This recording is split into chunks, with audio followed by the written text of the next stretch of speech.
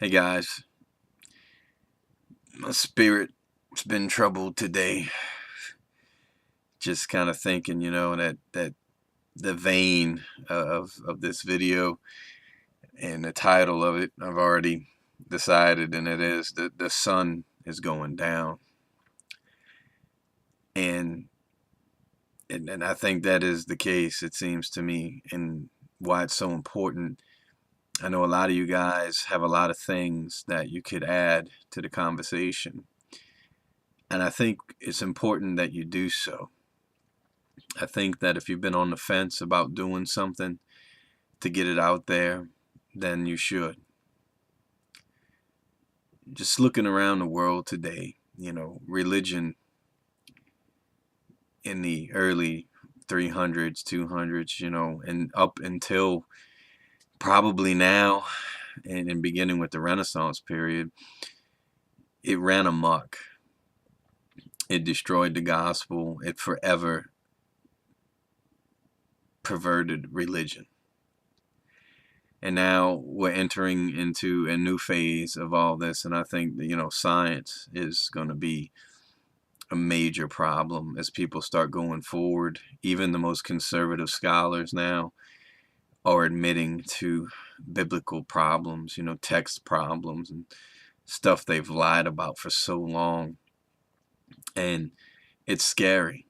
It's scary. What are these kids, growing up with this stuff that just doesn't hold up, that really any intelligent person could come along and destroy in so many ways? And they're out there now looking for a theory to everything. They're looking for a way to explain God out of the equation, much less Jesus. And I think, like I said, it's just been bothering me. I would just tell, whether it's in your personal life, wherever it is, start planting the seeds of the simple gospel. If you've held off on saying something, if it's been on your heart to make videos, if it's been on your heart to speak to your family, if it's been on your heart to talk to your neighbors and your friends or people at the church, I think we're getting to that time we need to do so. We need to plant seeds that are going to withstand the things that are coming. Every one of these institutions is really, it's all on sand. None of it's firm. All of them, upon a closer inspection of the Bible, they just crumble. They fall apart. And like I said, it doesn't take a ton of effort. It's not hard to refute a Calvinist. It's not hard to refute a Trinitarian. It's not, it's almost what seems to be the case to me is that religion, I don't know. I don't know how far out it would be, 10, 20, 30, 40 years from now, whatever it is. But I think you're going to find religion retreating further and further into the Middle East. And you obviously know there's no place for Christianity ultimately there. It's, I think Christianity will survive. I'm not saying that it's going to die. But I'm saying that these, even kids going to seminaries and stuff now, they're encountering arguments that they didn't have to address even 20 years ago. A Bart Ehrman, to somebody who's kind of open-minded, it will do a ton of damage. If you've actually taken the time to get past the rhetoric and read his books and stuff, he makes some very cogent arguments about certain things, and it's destructive. I mean, I experienced it in a way when I lost my belief in the Trinity, but what are these kids growing up now? What are they going to feel? What are they going to do when the rug is pulled out from under them? And you look at information now, it's believers were kept believers by controlling information. And now that the information is becoming more and more abundant, and it's becoming more and more out there, the fallacies aren't going to work. They're not going to hold up. And science is becoming a new religion. And don't get me wrong, I have no problem with science. I think personally quantum mechanics explains a lot, and you know how we live inside of a thought, basically, to me. But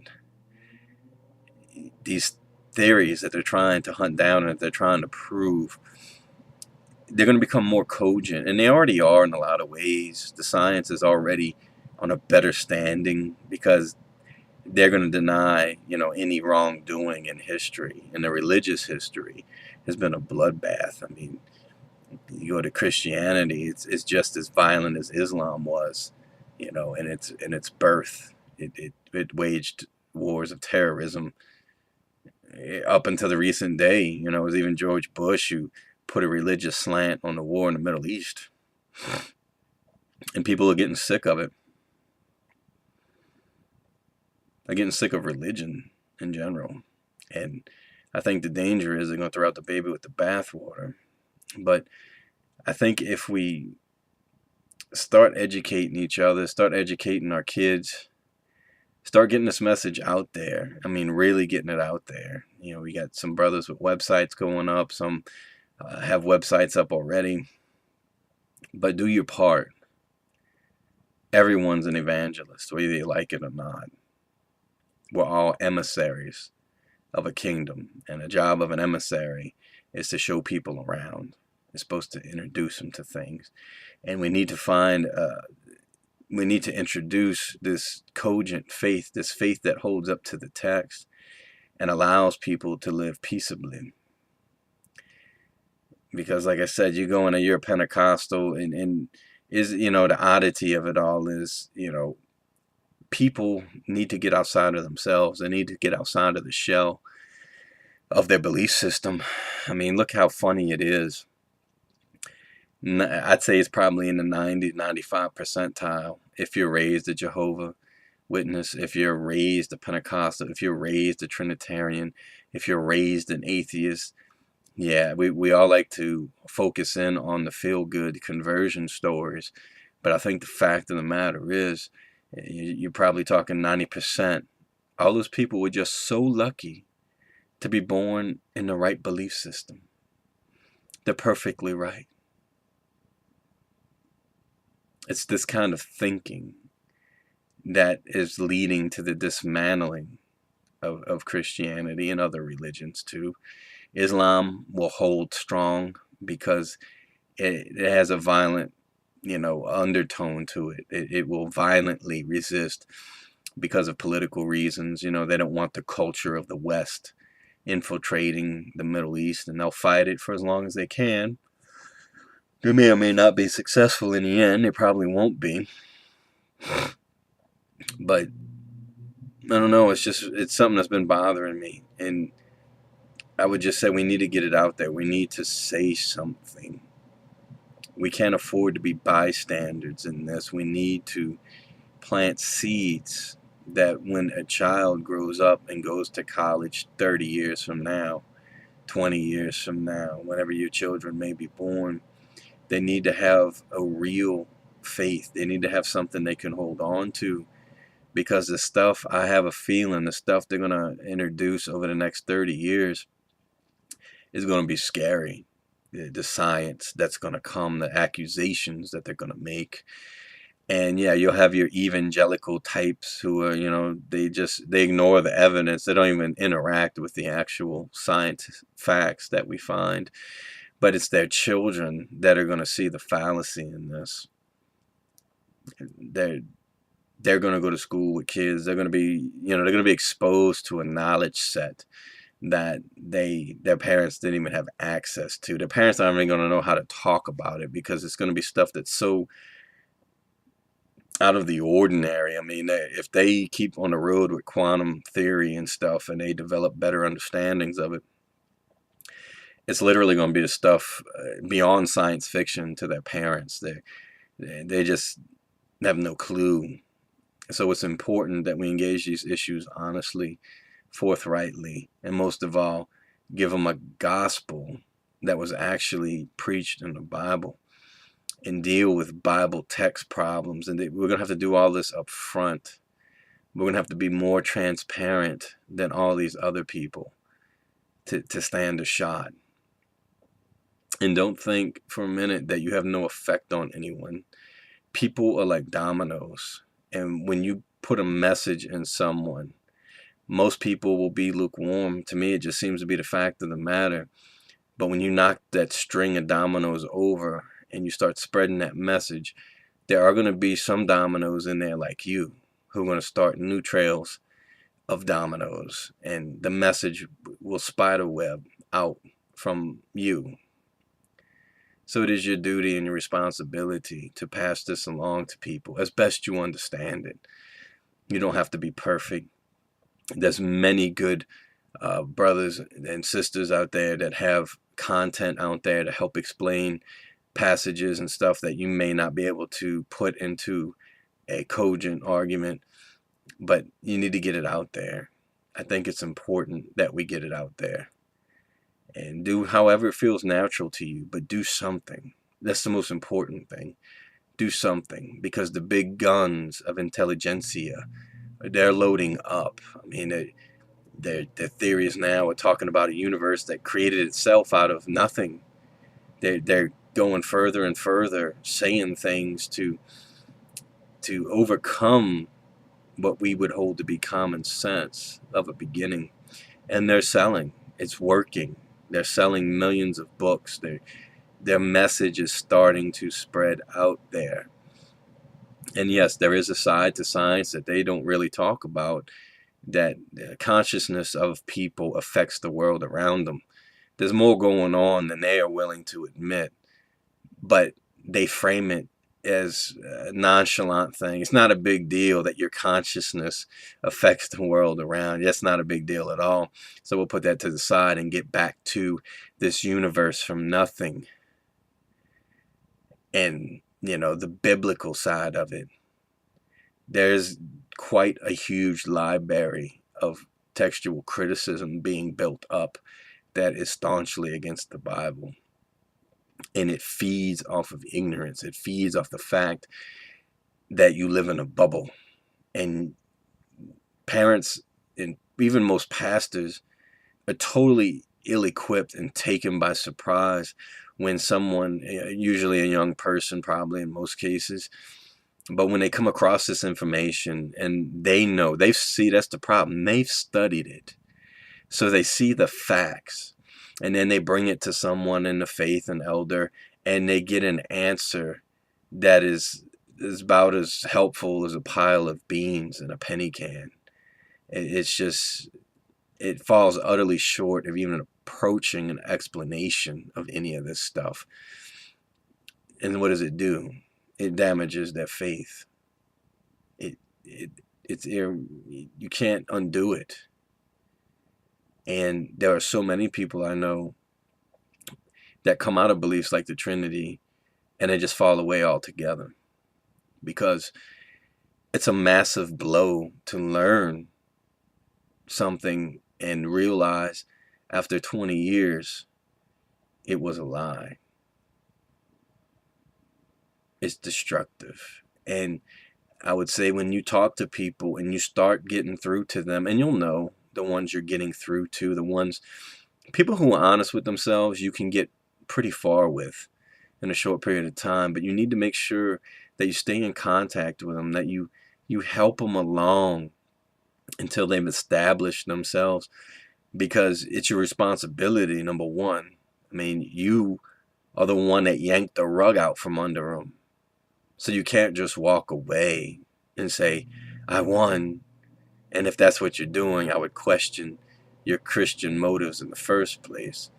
But if you're doing it out of ignorance, you're just thinking, well, good, I threw all this stuff at him and I was able to thoroughly confuse him, and now he's skittering out of control. Now you've damaged his faith, and you cannot walk away.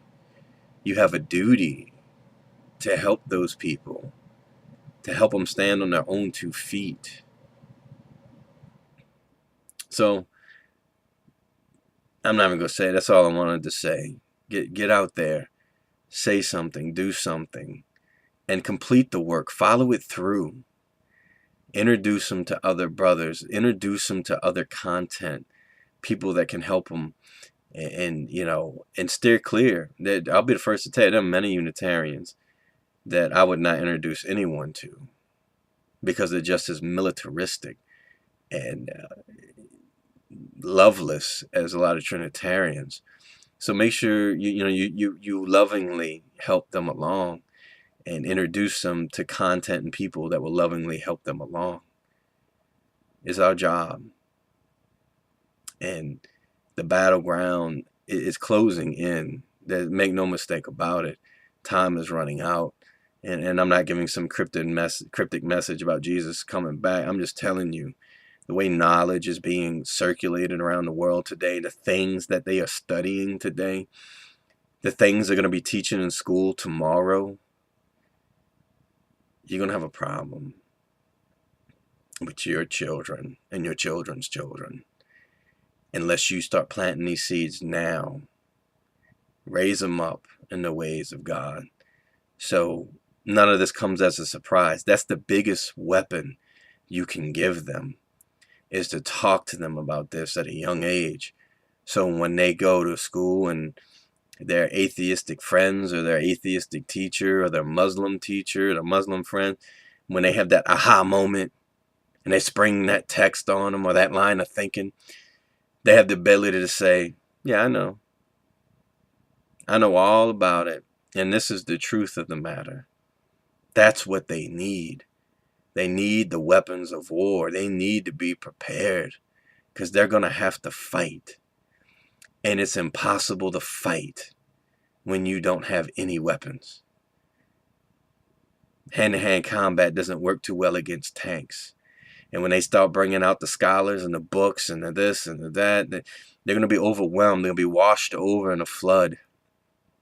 And all too many parents are just not equipped to answer any questions. And the kid will be sucked under in the undertow, and they will drown.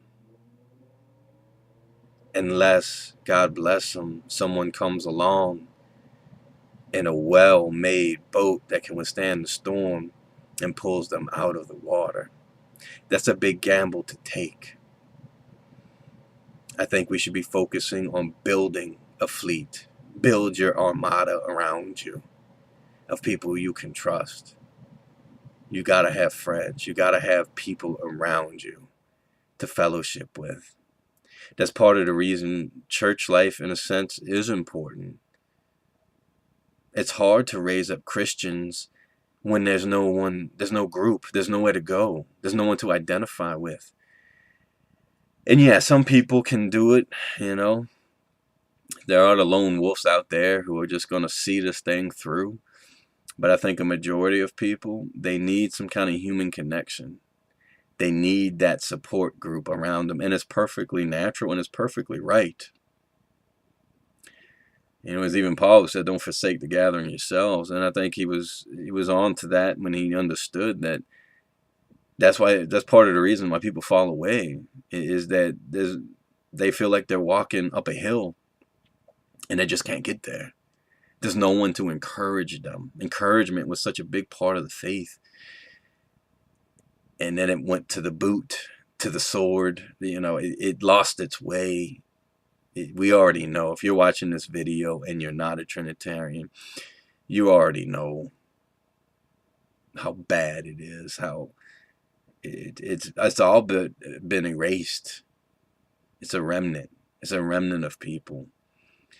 And we need to shine brighter. We need to set examples that when people see us and they see what we say, they say, you know, that seems to reflect the truth of the Bible, ultimately.